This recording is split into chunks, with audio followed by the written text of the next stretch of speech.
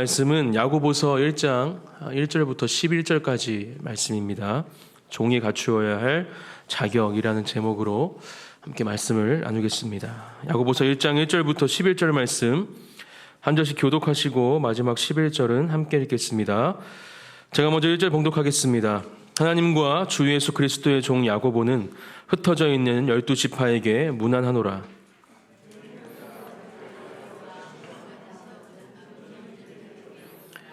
이는 너희 믿음의 시련이 인내를 만들어내는 줄 너희가 알미라.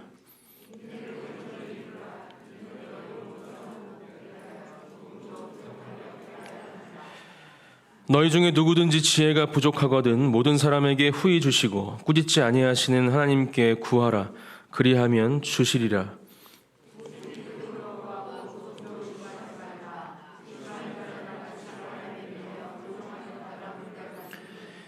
이런 사람은 무엇이든지 주께 얻기를 생각하지 말라.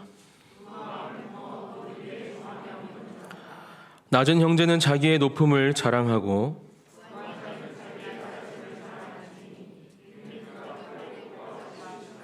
함께 읽겠습니다. 해가 돋고 뜨거운 바람이 불어 풀을 말리면 꽃이 떨어져 그 모양의 아름다움이 없어지나니 부한 자도 그 행하는 일에 이와 같이 쇠잔하리라. 아멘. 오늘 야고보서 1장 1절부터 11절 이 말씀을 함께 나누기 원합니다. 어떤 말씀을 나눌까? 금요기도회 자리가 정해진 이후에 기도하면서 야고보서가 생각나게 하셨는데 말씀을 준비하면서 그 이유를 조금씩 알게 되는 것 같아서 감사한 마음으로 말씀을 준비했습니다. 함께 나누는 야고보서를 통해서 우리 사랑하는 성도님들 한 분 한 분 그 심령 가운데 또 그 마음 가운데 놀라운 하나님의 은혜와 역사하심이 충만하게 되시기를 축복합니다. 야고보서를 나누기 전에 먼저 야고보가 누구인지 그리고 야고보서는 어떤 책으로 전해지고 또 이해되고 있는지 살펴보기 원합니다. 그것을 살펴보면 조금 더 풍성한 은혜를 함께 누릴 수 있을 것 같아서 우리 그 이야기를 먼저 함께 나누고자 합니다. 먼저 이 편지의 저자인 야고보에 대해서 살펴보겠습니다. 오늘 본문은 자신이 어떤 사람인지 충분한 정보를 우리에게 주고 있지 않습니다. 우리 신약 성경에 적혀 있는 대부분의 서신서들, 베드로, 디모데, 바울 이런 사람들이 쓴 편지들을 보면 보통 자기를 분명히 소개하고 있거든요. 사도 이렇게 보통은 사도로 소개하고 있습니다. 그래서 어떤 사람인지 그 편지를 읽는 사람들이 알 수 있도록 자신을 나타냅니다. 하지만 야고보는 오늘 그렇게 이야기하고 있지 않죠. 하나님과 주 예수 그리스도의 종, 이것이 야고보가 소개하는 자신의 소개의 전부입니다. 그렇기에 우리는 성경에 등장하는 이 야고보라는 이름을 가진 사람들을 먼저 좀 살펴보면서 어떤 사람이 이 편지를 썼는지 함께 나누어 보겠습니다. 성경에는 야고보라는 인물이 총 5명 등장합니다. 첫 번째는 12제자 중에 가룟 유다 말고 또 유다라는 이름을 가진 제자가 있는데요. 그 아버지의 이름이 야고보입니다. 두 번째 야고보는 12제자 중에 하나인 알페오의 아들 야고보가 있습니다. 또 다른 제자 마테와 형제인 사람이고요. 세 번째 사람, 작은 야고보라고 적혀있는 마가복음 15장 40절에 나오는 사람인데요. 제가 방금 말씀드린 이 3명은 이름만 거의 언급되었고 다른 이야기들은 성경에 기록되어 있지 않기 때문에 야고보서의 저자로 생각해 볼 수 없는 사람들입니다.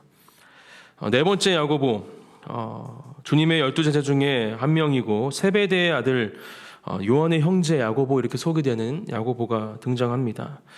사실 이 야고보란 사람은 이 복음서 이야기에서 그의 형 요한과 한 번도 이렇게 분리돼서 소개된 적이 없는 항상 함께 등장한 사람이었고요. 한 가지 우리가 먼저 기억해야 하는 것은 이 요한의 형제 야고보는 사도들 가운데 제자들 가운데 최초로 순교의 죽음을 당한 사도로 기록되고 있습니다. 헤롯 아그리파 1세의 명령에 의해서 주후 44년에 목배임을 당하게 되죠. 그렇기 때문에 이 요한의 아들 야고보를 또 야고보서의 저자로 생각할 수 없는 이유가 여기에 있습니다. 순교의 시점이 너무 빠르기 때문에 야고보서의 내용을 토대로 추론할 수 있는 그 시기와 맞출 수가 없어서 야고보서를 이 사람이 썼다라고 우리가 생각할 수 없는 사람이 되는 거죠. 이제 마지막 한 명이 남았습니다. 바로 예수의 형제라고 불리는 예수님의 동생이죠. 예수님의 형제 야고보입니다. 전통적으로 야고보서는 바로 이 야고보, 예수님의 동생이라 불리는 야고보가 썼다 이렇게 전하고 또 현대에 와서 그렇게 우리들은 이 야고보가 저자임을 인정하고 있습니다. 저도 오늘 그것을 기반으로 함께 말씀을 나누고자 합니다. 그렇다면 이 야고보, 예수님의 형제, 예수님의 동생 야고보가 어떤 사람인지 조금 더 깊게 살펴보겠습니다. 마태복음 13장 55절 말씀인데요.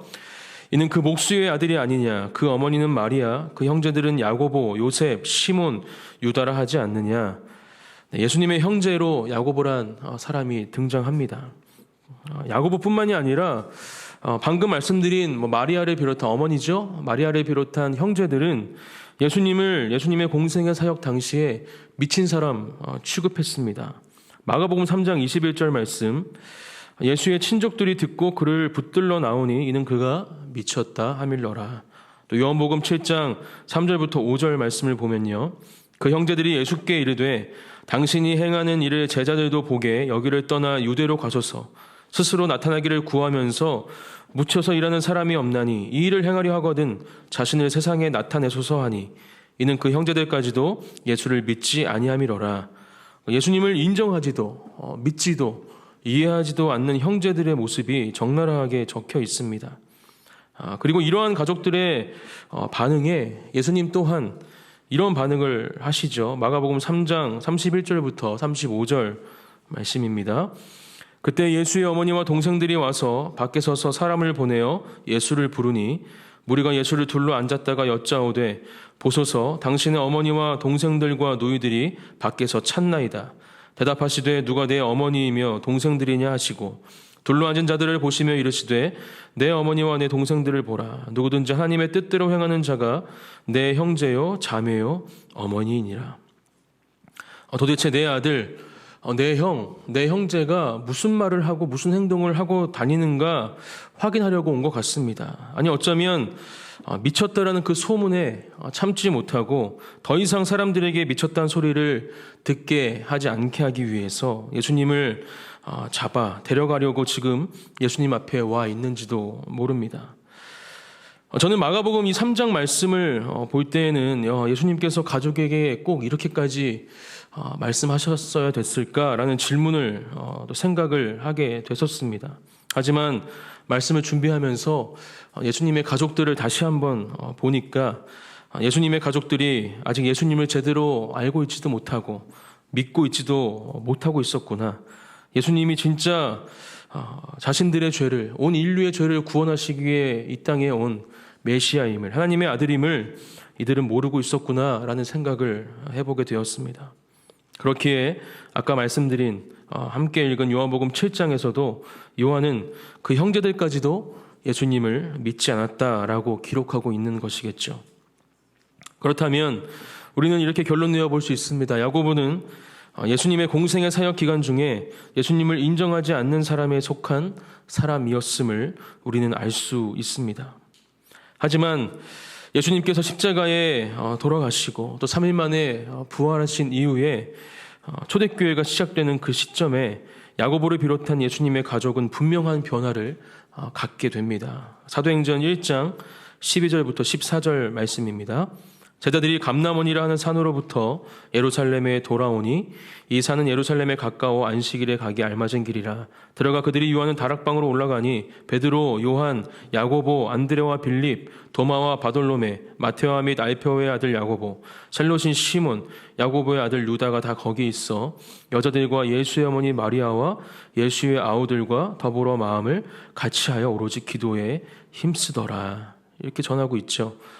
지금 3명의 야고보가 이 자리에 4명이군요. 네, 4명의 야고보가 함께 있는 겁니다. 결국 예수님의 가족들은 다른 제자들과 함께 예수님을 제대로 또 진짜로 만나고 지금 이 기도의 자리 가운데 함께 있는 것입니다. 그렇게 예수님을 미쳤다 생각했던 예수님의 사역 가운데 예수님을 잡으러 다니고 어떤 말을 하는지 어떤 행동을 하는지 확인하러 다녔던 그 가족들이 지금은 제자들과 함께 기도의 자리에서 주님께 그 마음을 쏟고 있는 것이죠.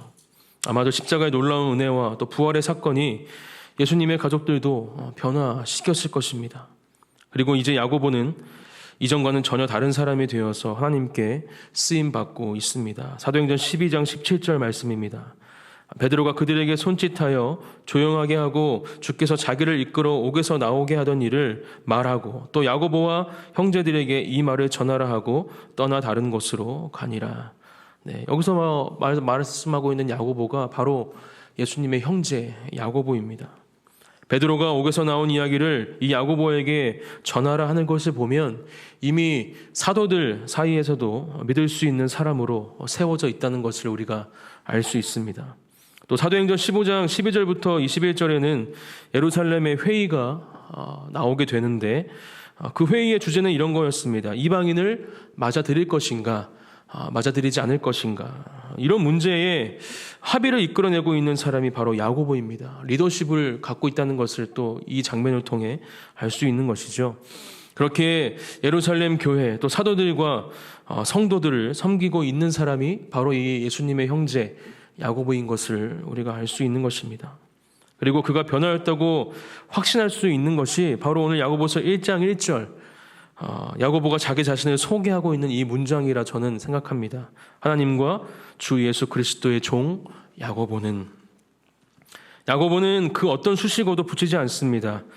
예루살렘의 리더인 나 야고보는 실제로 그런 힘을 가진 사람이었음에도 이런 수식어를 붙이지 않죠. 예수 그리스도의 동생인 나 야고보는 이렇게 소개하고 있지도 않습니다. 아마 그렇게 소개했다면 조금 더 많은 사람들이 저 사람이 예수님의 동생이구나, 대단한 사람이구나, 이런 생각을 가지고 좀 더 야고보에게 집중했을 수도 있습니다. 하지만 이런 소개를 하고 있지 않는 모습을 우리가 말씀을 통해 분명히 확인하는 것입니다. 이런 야고보의 진실한 고백, 이 고백으로 시작하는 야고보서, 이 야고보서는 성경의 66권의 책 중에 한 권으로 인정받는 것이 그렇게 쉽지 않은 책이었습니다. 대표적으로 종교개혁을 이룬 마틴 루터는 이 책을 지푸라기 서신이다 이렇게 낮게 평가하였고, 많은 사람들이 현대에 와서도 이 야고보서를 신약성경의 주요 부분에 위치하고 있지 않다 생각하는 경향이 있습니다.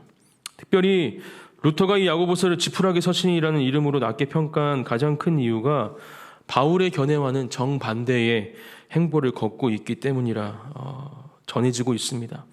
바울이 믿음으로 구원을 얻고 의롭게 됨을 말하고 있다면 이 야고보서는 행위로 의롭게 될 수 있음을 말하고 있기 때문입니다.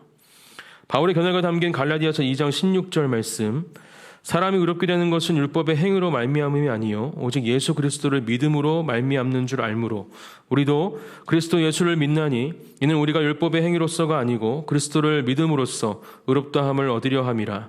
율법의 행위로서는 의롭다함을 얻을 육체가 없느니라. 이 갈라디아서의 말씀과 야고보서 2장 14절 말씀이죠. 내 형제들아, 만일 사람이 믿음이 있노라 하고 행함이 없으면 무슨 유익이 있으리요? 그 믿음이 능히 자기를 구원하겠느냐. 그냥 이렇게 문장으로만 보면 싸우고 있는 것처럼도 느껴져요. 바울의 견해를 그냥 정면으로 반박하는 게 야고보의 말씀인 것처럼도 보여집니다. 하지만 우리는 분명히 이 바울의 견해, 또 야고보의 견해가 우리의 믿음 생활 가운데 중요하게 차지해야 할 두 견해임을 이 시간 함께 기억하기 원합니다. 야고보가 이야기하고 있는 행위의 중요성, 예수님을 구주로 고백하고 또 따라가는 지금을 살아가는 크리스찬들에게 이 두 가지 모두가 중요하게 여겨져야 할 부분이라는 것을 우리는 오늘 야고보서 1장의 말씀을 나누기 전에 함께 분명히 마음속에 새겨야 합니다. 신앙생활의 시작은 분명 믿음의 고백이 선행되어야 합니다. 예수님을 모르고 있던, 또 그렇게 삶의 주인이 나라고 여겼던 그 시간을 넘어설 수 있는 것은 예수님이 나의 구주이십니다. 나의 삶의 주인이십니다. 나 때문에 십자가에 죽으셨음을, 또 부활하셨음을 믿습니다. 고백하는 이 믿음의 고백이 바로 주님을 따라가는, 닮아가는 첫걸음인 것을 우리는 알고 있습니다. 또 분명한 사실입니다. 하지만 거기에서 끝이 아님을 우리는 또한 기억해야 합니다. 믿음의 고백과 함께 이제 하나님이 원하시는 삶, 예수님을 닮아가는 삶을 살기 위해서는 우리의 생각과 마음이, 그리고 그로 인해 결국 변하게 되는 우리의 모든 삶의 순간순간이 매일매일 새로워져야 하는 것이죠. 그리고 그렇게 새롭게 할 수 있는 방법은 하나님의 말씀을 지키며 뜻대로 살아가는 것입니다. 그런 의미에서 야고보서는 하나님을 향한 믿음과 더불어서 그 믿음을 가지고 살아가는 우리의 삶의 모습 또한 너무 중요하고 귀하다, 꼭 그렇게 해야 한다 말하고 있는 책이라 할 수 있는 것이죠. 그리스도를 나타내지 못한다, 예수님의 이야기가 너무 없다, 바울의 견해와 부딪힌다, 이러한 평가로 고난을 겪은 책이었지만 지금은 우리에게서는 없어서는 안 될, 우리가 꼭 읽고 묵상해야 하는 말씀이 바로 야고보서인 것입니다. 사랑하는 그 안의 진리교회 성도 여러분, 또 온라인으로 함께 예배드리시는 모든 예배자분들, 오늘 함께 나누는 이 말씀을 통해서 야고보가 고백하는 하나님과 예수 그리스도의 종이라는 이 고백이 저와 여러분들의 고백이 되기를 예수님의 이름으로 축복합니다. 이 고백이 없이는 우리는 주님을 닮아갈 수 없습니다. 따라갈 수도 없습니다. 종의 자리에서 주인 되신 예수님을 바라보고 따라가며 그 주인 되신 주님의 말씀에, 하나님의 말씀에 순종할 때 우리는 놀라운 은혜와 기적을 경험하게 될 줄 믿습니다. 본론으로 들어가기 전에 한 번 더 이 종이라는 단어에 대해서 함께 나누기 원합니다. 혹시 종이라는 단어가 불편하신 분들이 계신지 모르겠습니다. 그럴 수 있습니다. 하지만 이 불편함은 과연 우리가 누구의 종이냐라는 질문 앞에서 불편함이 놀라움으로 변하게 되는 그 은혜를 경험하게 될 줄 믿습니다. 우리는 사람의 종이 아니죠. 또 이 세상의 종이 아닙니다. 또 악한 사단의 종은 더더군다나 절대로 아닙니다. 그런 종이라면 당연히 불편할 것입니다. 그리고 내가 또 언제까지라는 질문이 우리를 묻고 우리를 자유하지 못하게 할 것입니다. 하지만 우리는 하나님과 예수 그리스도의 종입니다. 누구의 종인가는 이 종이란 단어를 묵상할 때 가장 중요한 포인트가 될 것입니다. 창세기 41장 40절부터 43절 말씀을 읽어드리겠습니다. 너는 내 집을 다스리라. 내 백성이 다 내 명령에 복종하리니 내가 너보다 높은 것은 내 왕자뿐이라. 바로가 또 요셉에게 이르되 내가 너를 애굽 온 땅의 총리가 되게 하노라 하고 자기의 인장 반지를 빼어 요셉의 손에 끼우고 그에게 세마포 옷을 입히고 금사슬을 목에 걸고 자기에게 있는 버금수레에 그를 태우매 무리가 그의 앞에서 소리 지르기를 엎드리라 하더라. 바로가 그에게 애굽 전국을 총리로 다스리게 하였더라. 요셉이 형들에 의해서 팔려갔을 때 그의 신분은 종이라는 신분이었습니다. 하나님의 인도하심과 은혜 가운데 애굽의 총리가 되었지만 그 종이라는 신분은 바뀌지 않죠. 달라진 것은 그 주인이 달라진 것이었습니다. 보디발에서 바로로. 그렇게 주인이 달라지면서 그에게 주어지는 것 또한 달라졌습니다. 한 사람의 소유에서 한 나라의 소유가 바로 요셉에게 주어진 것이죠. 우리도 마찬가지입니다. 오늘 야고보의 고백처럼 하나님과 예수 그리스도의 종이 될 때 우리는 요셉이 바로의 종으로, 총리로 누리던 것과는 비교할 수 없는 것들을 누리게 될 줄 믿습니다. 그렇기에 이 종이라는 신분은 우리에게 놀라운 은혜를 경험하게 해주는 자리입니다. 그렇기에 그 자리를 사모해야 할 줄 믿습니다. 또 하나님과 예수 그리스도의 종, 그 자리로 우리는 내려가야 합니다. 오늘 이제 함께 나눌 본문을 통해서 저는 그렇게 하나님과 예수의 종으로 살아가기 위한 우리가 갖추어야 할 조건 3가지에 대해서 나눠보려고 합니다. 종으로 살아가는 것은 쉽지 않습니다. 하지만 주인에게 인정받고 사랑받는 종이 된다면 주인이 허락하는 모든 것을 우리는 누릴 수 있습니다. 야고보는 그렇게 종이 되어서 하나님과 또 형이었던 예수님이 허락한 모든 은혜를 누리는 사람이 된 것입니다. 그렇게 주님께 쓰임받는 하나님의 사람이 된 것이죠. 오늘 함께 나누는 이 말씀을 통해서 참된 종이 되어지기를 소망합니다. 그렇게 하나님과 예수님이 허락하시는 모든 은혜를 누리는 저와 여러분들이 되시기를 축복합니다. 하나님과 예수님의 종이 되기 위한 첫 번째 조건, 그것은 온전한 인내를 이루어내는 사람이 되는 것입니다. 2절부터 4절까지 말씀, 오늘 본문이죠. 한 번 더 제가 읽어드리겠습니다. 내 형제들아, 너희가 여러 가지 시험을 당하거든 온전히 기쁘게 여기라. 이는 너희 믿음의 시련이 인내를 만들어내는 줄 너희가 알미라. 인내를 온전히 이루라. 이는 너희로 온전하고 구비하여 조금도 부족함이 없게 하려 함이라. 혹시 우리에게 찾아오는 시험을 좋아하시는 분이 계십니까? 저는 싫습니다. 여러분들은 괜찮으세요? 그 시험을 좋아할 수가 없죠, 사실. 워낙 힘들고 또 어려운 시간들이 될 것을 알고 있기에 그 찾아오는 시험과 유혹을 좋아하는 사람은 그렇게 많지 않을 것입니다. 하지만 야고보는 기쁘게 여기라고 오늘 말합니다. 그 시험이 크건 작건 그 시험과 유혹이 주는 어려움으로 인해서 우리는 시험을 환영하지 못합니다. 시험은 꼭 어려운 일뿐만이 아니라 어떤 때는 기쁨의 모습을 하고서도 우리를 찾아오기 때문에 때로는 정말 감당하기 힘든 시간들을 그 가운데 보내기도 하죠. 야고보는 오늘 우리에게 가르쳐 줍니다. 이러한 여러 가지 시험, 우리가 기쁘게 여겨야 할 그 시험이 바로 믿음의 시련이다, 이렇게 말해주고 있습니다. 우리의 믿음을 자라게 하기 위한 하나님의 일하심임을 우리는 기억해야 합니다. 이러한 믿음의 시련이 인내를 만들어내고 또 그 만들어진 인내로 말미암아 우리는 온전해질 것이다, 또 부족함이 없게 될 것이다, 오늘 말씀해 주고 있습니다. 그렇기에 우리에게 찾아오는 시험을 기뻐해야 한다, 야고보는 가르쳐주고 있는 것이죠. 저는 이 말씀을 묵상하면서 제가 믿음과 인내의 이 상관관계를 거꾸로 알고 있었다라는 생각을 해보게 되었습니다. 시험이 찾아올 때, 또 그렇게 어려움 가운데 있을 때 그 시간을 기도하는 가운데 또 어떠한 모습으로든 버티고 인내하면 나의 믿음이 지켜지고 잘하는 것이구나, 이렇게 저는 알고 있었거든요.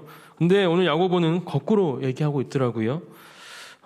그렇게 시간을 버티기 위해서, 인내하기 위해서 많은 에너지를 썼던 제 모습과는 반대의 모습으로 믿음의 시련이 인내를 만들어낸다, 이렇게 말씀해 주고 있습니다.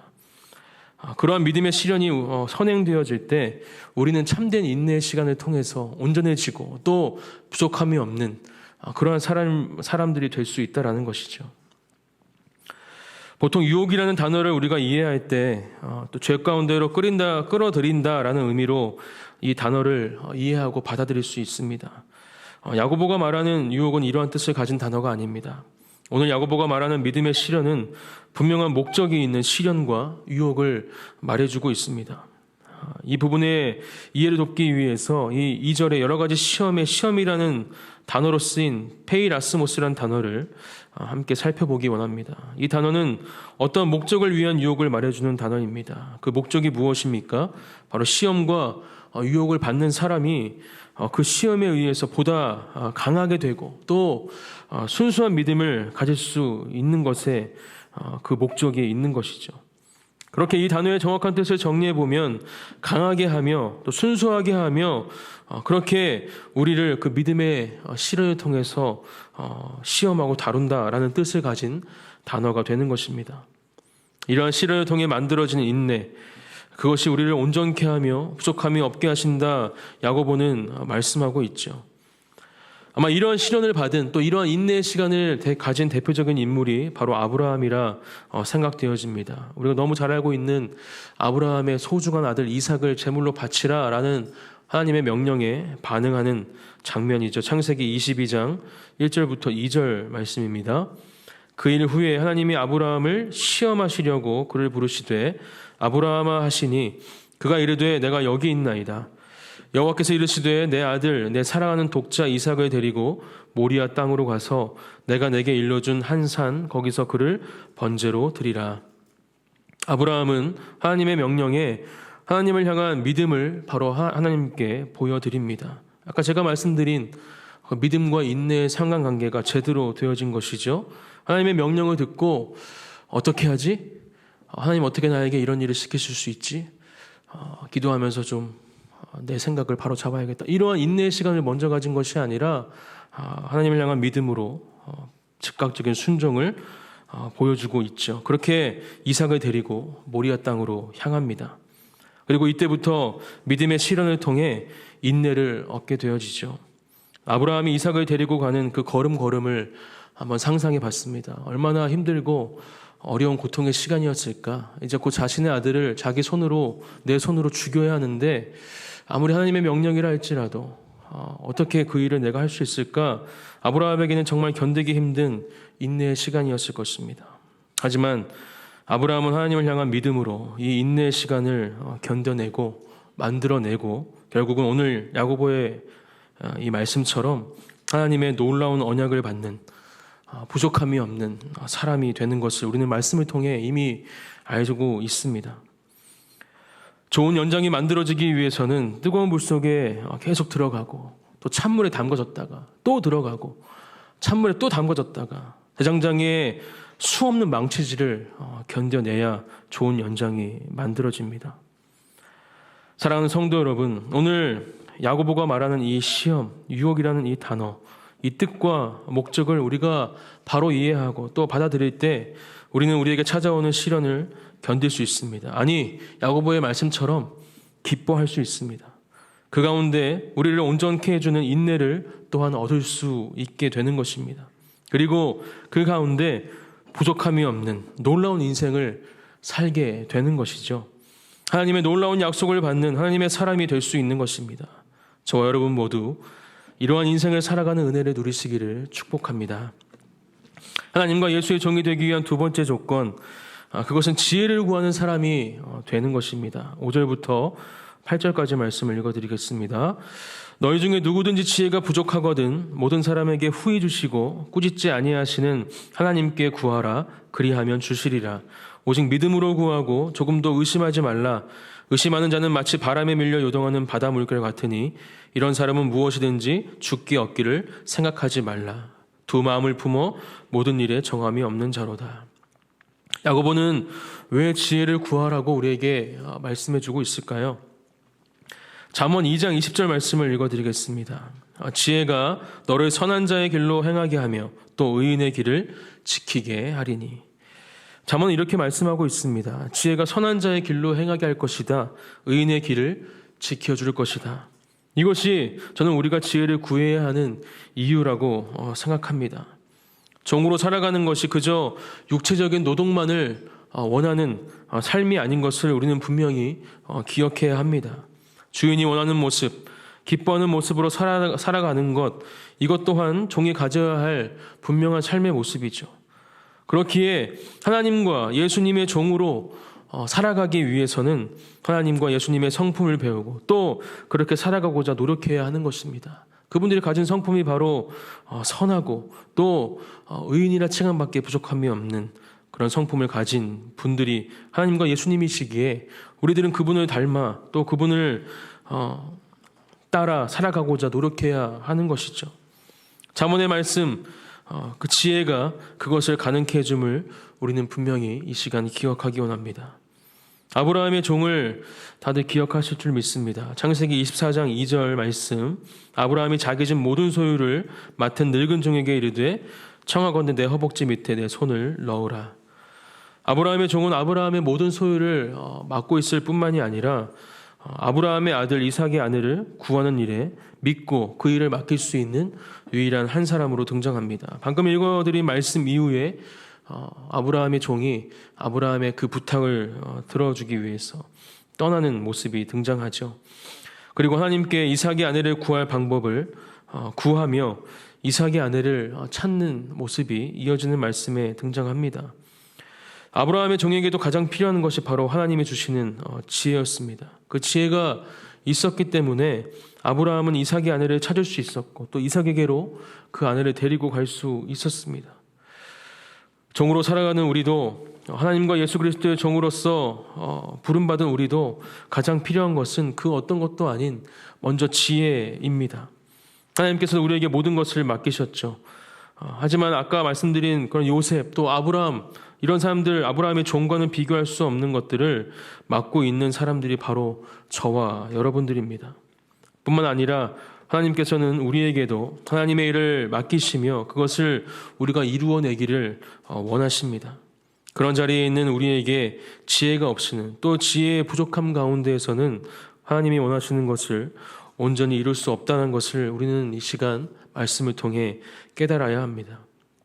야고보는 계속해서 지혜를 구하는 방법에 대해서 말씀해 줍니다. 그 방법은 무엇입니까? 오직 믿음으로 구하라 이렇게 말씀하고 있죠. 조금도 의심하지 말라 이렇게 권면하고 있습니다.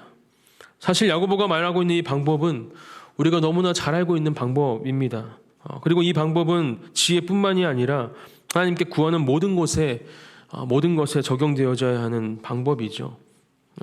그런데 이 말씀을 계속 묵상하면서 이런 질문을 저에게 해보게 되었습니다. 나는 정말 하나님이 주실 것을 믿으며 그렇게 기도하고 있는가? 수많은 기도 제목을 가지고 하나님께 기도하지만 그 가운데 온전히 이루어 주시고 또 채워 주실 하나님의 응답하심을 얼마만큼 믿으며 기도하는가라는 질문을 하게 됐습니다. 그리고 야고보가 주의하라고 가르쳐주는 이 두 마음이 저에게도 있는 것을 보게 되었죠. 그래, 분명히 하나님께서는 나의 기도를 들어주실 거야. 아멘으로 주님께 나아가는 마음, 이것이 하나의 마음이었고요. 또 지금 내가 살아가고 있는 모습, 너무나 부족하고 연약한 그 모습 때문에 하나님 앞에서 너무 잘 살고 있지 못하기 때문에 나의 기도를 주님이 들어주실까? 과연 나의 기도 제목이 하나님께서 원하시고 기뻐하시는 기도의 제목일까? 어쩌면 이 기도의 제목은 응답이 안 될 수도 있겠다. 이렇게 생각하는 마음, 이것이 또 하나의 제 안에 있는 마음이었습니다. 이런 두 마음이 저에게 있는 것을 보게 된 것이죠. 사랑하는 성도 여러분은 어떠십니까? 저는 야고보의 이 권면, 오직 믿음으로 구하라, 이 말씀이 다시 한번 저와 여러분의 믿음을 새롭게 해주시기를 축복합니다. 이 말씀을 우리에게 주시는 이유는 하나님을 향한 우리의 믿음을 끊임없이 새롭게 하지 않으면 어느새 다른 마음이 우리 마음속에 들어오기에 주시는 말씀이라 저는 생각합니다. 그렇게 오늘 이 말씀을 우리 마음판에 깊이 새기고 다시 한번 우리의 믿음을 이 말씀을 통해 새롭게 해야 하는 것입니다. 야고보는 분명히 말씀해 줍니다. 우리의 믿음이 흔들리고 조금의 의심이라도 우리에게 들어오는 순간 무엇이든지 얻기를 생각하지 말라 말씀하고 있죠. 왜 이렇게까지 이야기할까? 그만큼 중요하기 때문이라 저는 생각합니다. 그렇게 하나님을 향한 믿음으로 구하는 것이 중요하기에 야고보는 어쩌면 이 말씀을 통해서 낙심할 수도 있는 그러한 강도 높은 말씀으로 우리에게 권면하고 있는 것이죠. 물론 하나님은 은혜로우셔서 우리가 하나님께 구하지 않거나 또 끈질기게 구하지 못하는 것 아니면 잘못된 동기로 구하는 그런 기도의 제목조차 우리에게 응답하시고 우리의 생각과는 다른 많은 좋은 것들로 채워주시는 분이십니다. 하지만 우리가 더 시간을 들여서 기도하고 우리의 믿음을 새롭게 할 이유는 분명합니다.